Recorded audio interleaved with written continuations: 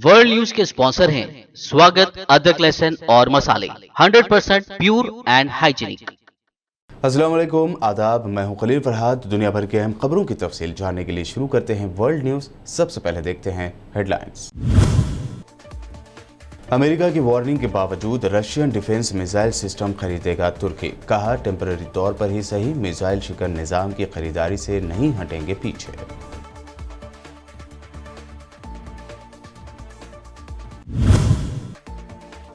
Myanmar में बढ़ते बहरान के पेश नज़र UNHRC ने लिया फैसला। करारदाद मंजूर करते हुए सूची समेत तमाम सियासी रहनुमाओं की रिहाई का फौजी हुक्मरानों से किया मुतालबा।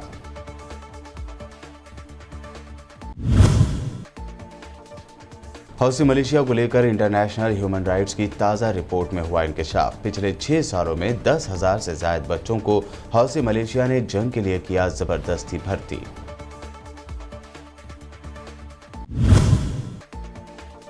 शाहीन बाग में CAA के खिलाफ धरने पर सुप्रीम कोर्ट अपने फैसले पर कायम। कहा, लंबे वक्त तक पब्लिक प्लेस पर दूसरों के राइट्स को मुतासिर करने की नहीं दे सकते इजाजत।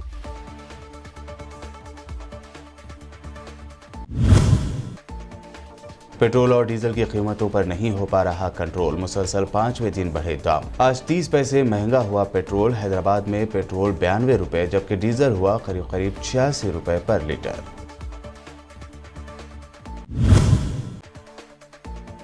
और रणदीप सिंह सुरजेवाला ने किया तंज। कहा, 56 इंच वाले मोदी जी अब तक नहीं ले पाए चाइना का नाम। चीन से मुताल्लिक देश को गुमराह कर रहे हैं प्राइम मिनिस्टर मोदी।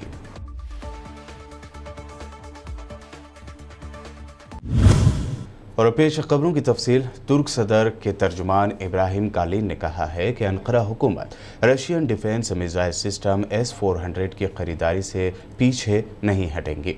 इससे पहले तुर्क डिफेंस मिनिस्टर ने अपने एक बयान में कहा था कि अनकरा हुकूमत का इरादा है कि वो अमेरिका के साथ बातचीत के तनाजुर में इस डिफेंस सिस्टम को सिर्फ टेम्पररी तौर पर इस्तेमाल में लाएगी। वाज़ेह रहे कि जदीद Russian defence missile system S-400 की खरीदारी को लेकर अमेरिका ने दिसंबर में तुर्की के खिलाफ पाबंदियां आयद कर दी थीं। मगरबी किनारे की मुंतजिम अल-फतह और गज़ा पट्टी की मुंतजिम हमास के दरमियान इंतखाबात के इनेकाद की डील से फ़लस्तीनियों को उम्मीद है कि उनकी सिफारती कोशिशों को मजबूती मिलेगी। फ़लस्तीनी तज्ज़ियाकारों के मुताबिक अमेरिकी सदारती इलेक्शन में जो बाइडन की कामयाबी के बाद फ़लस्तीनी सदर महमूद अब्बास को हमास के साथ संजीदा मज़ाकरात का हौसला मिला। फ़लस्तीनी इंतज़ामिया ने साबिक़ अमेरिकी सदर डोनाल्ड ट्रंप के साथ तमाम तर बातचीत बंद करने का ऐलान किया था। अब महमूद अब्बास का इल्ज़ाम था उस वक्त ट्रंप इंतज़ामिया इसराइल की तरफदार है। ये बात अहम है कि सन 2006 में फ़लस्तीन में इलेक्शन में हमास कामयाब हो गई थी। ताहम फ़तह तंजीम इसराइल और मुतअद्दिद मगरबी ममालिक ने इन इंतखाबात के नताइज को कबूल करने से इनकार कर दिया था। अक़वाम मुत्तहिदा की ह्यूमन राइट्स काउंसिल यानी UNHRC ने मुत्तफ़िक़ा तौर पर म्यांमार के फ़ौजी हुक्मरानों से जमहूरी रहनुमा आंग सान सूची और दीगर सियासी रहनुमाओं की रिहाई का मुतालबा किया है। 47 रुकनी काउंसिल ने यह फ़ैसला ब्रिटेन और यूरोपीय यूनियन की तरफ से पेश करदा करारदाद पर मुत्तफ़िक़ा तौर पर लिया। अलबत्ता रूस और चीन ने बाद में कहा कि उन्होंने मुत्तफ़िक़ा तौर पर ख़ुद को इस करारदाद से अलग कर लिया है। UNHRC ने कहा कि फ़ौजी हुक्मरान मुल्क में बगावत की मुखालफत करने वाले लोगों पर ताकत के बेजा इस्तेमाल से बाज रहें। अक़वाम मुत्तहिदा की सलामती कौंसिल पर जोर दिया गया है कि वह म्यांमार में बगावत के लिए फ़ौजी रहनुमाओं और उनके अहलखाना के खिलाफ ताज़ीरी पाबंदियों, हथियारों की पाबंदी और सफरी पाबंदियों पर गौर करे। इंटरनेशनल ह्यूमन राइट्स के इदारों की तरफ से जारी एक ताज़ा रिपोर्ट में इंकशाफ किया गया है कि यमन में ईरानी हिमायत याफ्ता हौसी मलेशिया ने साल 2014 के बाद से अब तक 10,300 नाबालिग बच्चों को जंग के लिए जबरी तौर पर भर्ती किया है। रिपोर्ट में खबरदार भी किया गया है कि अगर अक़वाम मुत्तहिदा की तरफ से यमन में जारी सियासी बहरान का कोई हल नहीं निकाला जाता तो इस सूरत में बच्चों के जंग का ईंधन बनने के खतरात मज़ीद बढ़ सकते हैं। जंग के लिए बच्चों की भर्ती रोकने के लिए आलमी दिन 12 फरवरी के मौके पर जारी रिपोर्ट में कहा गया है कि हौसी मलेशिया बच्चों को एक सोचे समझे मंसूबे के तहत जंग में झोंक रही है। लड़ाई के दौरान सैकड़ों बच्चे हलाक भी हो चुके हैं।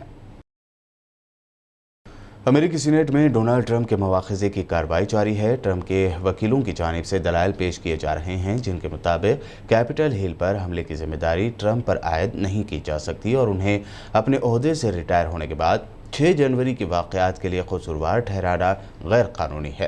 ट्रंप के वकीलों ने साबिक़ सदर का दिफा करते हुए डेमोक्रेटिक अरकान की इस दलील से इत्तेफाक किया कि 6 जनवरी को होने वाला कैपिटल हिल्स वायलेंस गैर कानूनी और नाकाबिल कबूल था, लेकिन उनका कहना था कि सदर ट्रंप का 6 जनवरी को कैपिटल हिल की इमारत पर हमले के जिम्मेदारों को उकसाने में कोई रोल नहीं था।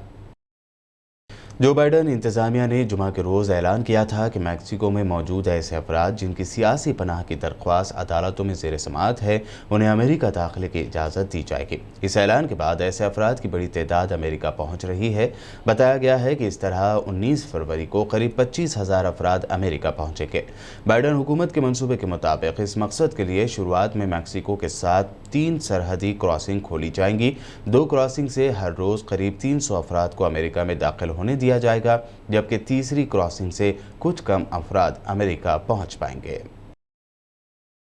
दुनिया की दूसरी सबसे ज़्यादा उम्र की शख्सियत का खिताब रखने वाली फ्रांसीसी नन लुसेल रांदोन ने कोरोना को शिकस्त दे दी है। कोरोना वायरस से बीमार होने के बाद वो दोबारा सेहतयाब हुई। 2 आलमी जंगों और 1918 के स्पेनिश फ्लू की वबा देखने वाली सिस्टर आंद्रे की लक़ब से मशहूर लुसेल रांदोन पिछले ही महीने कोविड-19 का शिकार हुई थी। ज़राए के मुताबिक उन्होंने 11 फरवरी को ही अपनी 117वीं सालगिरह मनाई। इस मौके पर उनके लिए ख़ास दावत का अहतमाम किया गया था, जिसमें उनका पसंदीदा मीठा भी शामिल था।